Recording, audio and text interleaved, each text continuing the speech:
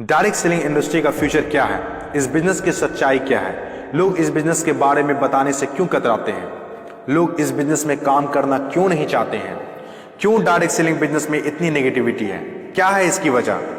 Direct selling business आने वाले वक्त का सबसे बड़ा बिजनेस है। क्यों?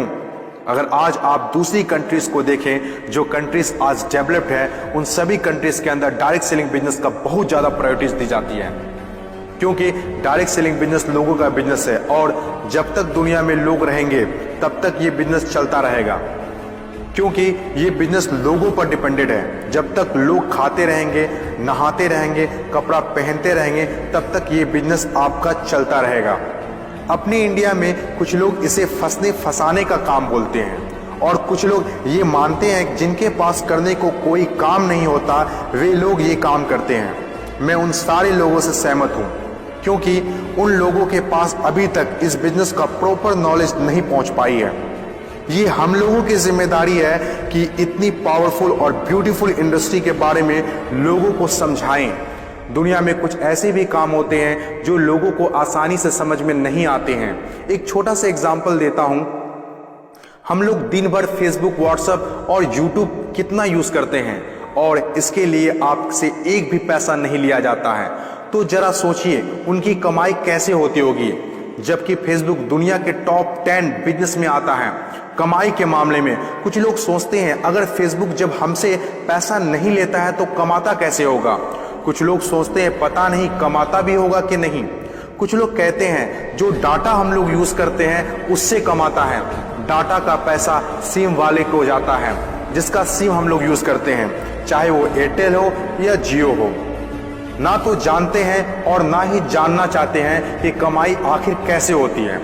दोस्तों, सबसे पहले आपके लिए ये जानना जरूरी है कि कोई भी इंडस्ट्री कैसे चलती है और कैसे बनती है। किसी भी नई इंडस्ट्री को चलने के लिए 4 फेज से गुजरना होता है। पहला जो फेज होता है वो होता है नेगेटिव फेज, और आज direct selling industry negative phase में है।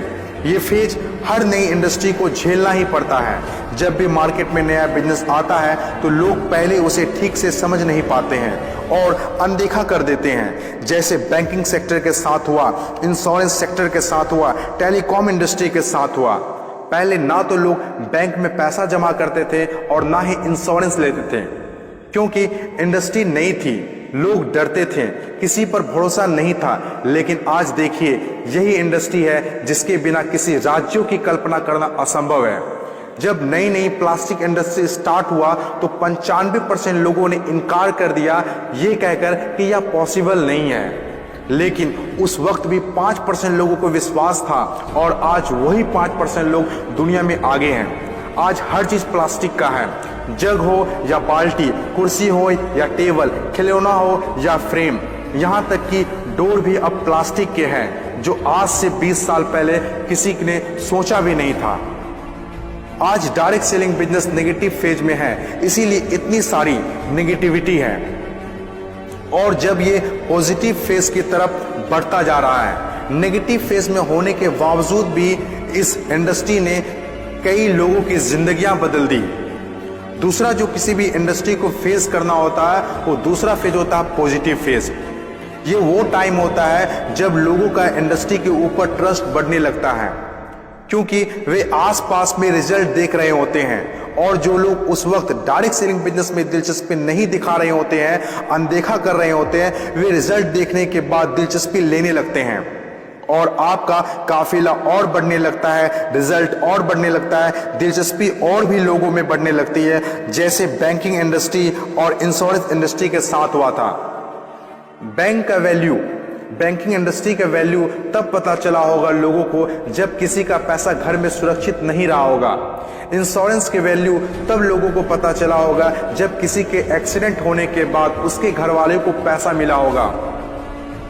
तीसरी जो किसी भी इंडस्ट्री का फेज होता है वो होता है ग्रोथ फेज। जब एक बार लोगों को इंडस्ट्री पर भरोसा होने लगता है तो उनकी ग्रोथ बहुत तेजी से होने लगती है, क्योंकि ऐसे फेज में लोगों को ज्यादा समझाने की जरूरत नहीं होती है। और जब तक कोई कंपनी ग्रोथ फेज में नहीं आती है तब तक लोग उसके साथ जुड़ना पसंद नहीं करते हैं और जैसे कंपनी ग्रोथ फेज में एंटर करती है तो लोग उसके साथ ऑटोमेटिक जुड़ना और काम करना स्टार्ट कर देते हैं। चौथी और आखिरी फेज, हर इंडस्ट्री को इससे गुजरना ही होता है, कंपटीशन फेज। हर एक इंडस्ट्री के अंदर एक वक्त ऐसा आता है जब कंपटीशन बढ़ने लगता है। इंडस्ट्री और कंपनीज की ग्रोथ को देखकर ज्यादातर लोग कंपनी के साथ जुड़ना और काम करना शुरू कर देते हैं। ज्यादातर लोग ज्यादा प्रॉफिट के चक्कर में कंपटीशन होने लगता है, फिर चाहे कोई सेक्टर हो, बैंकिंग सेक्टर हो, टेलीकॉम सेक्टर हो या ऑनलाइन शॉपिंग हो। आज के टाइम पर हर सेक्टर में हाई लेवल कंपटीशन है। ये टाइम हम सब के लिए बेस्ट टाइम है, इस इंडस्ट्री को जानने के लिए, समझने के लिए और इसे करने के लिए। According to FICCI, direct selling industry का मार्केट साइज 6000 करोड़ आंका गया है।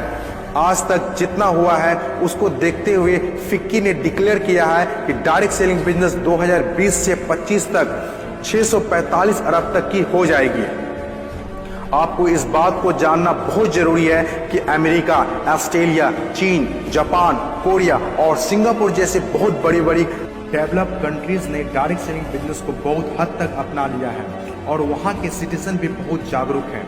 बदलाव के बिना तरक्की नहीं की जा सकती है और जो लोग अपने सोचने का तरीका नहीं बदल पाते हैं वे लोग अपनी जिंदगी में कुछ भी नहीं बदल पाते हैं। नोकिया, कोडेक जैसी बड़ी बड़ी कंपनियां चलाने वाले लोग भी अपने सोचने का तरीका नहीं बदल पाए, इसीलिए अपनी शानदार शुरुआत के बाद भी वो वक्त के साथ इतिहास के हिस्सा बन गए। इन तमाम बातों से मैं एक बात बताना चाहता हूँ, बदलाव ही प्रकृति का नियम है। बदलना तो तय है, जो वक्त से पहले बदल गया उनकी जिंदगी बदल गई और जिसे वक्त ने बदल दिया उनकी भी जिंदगी बदल गई। फर्क साफ है, अगर वक्त के साथ बदल गए तो ठीक, वरना वक्त ने बदला तो बहुत तकलीफ होगी।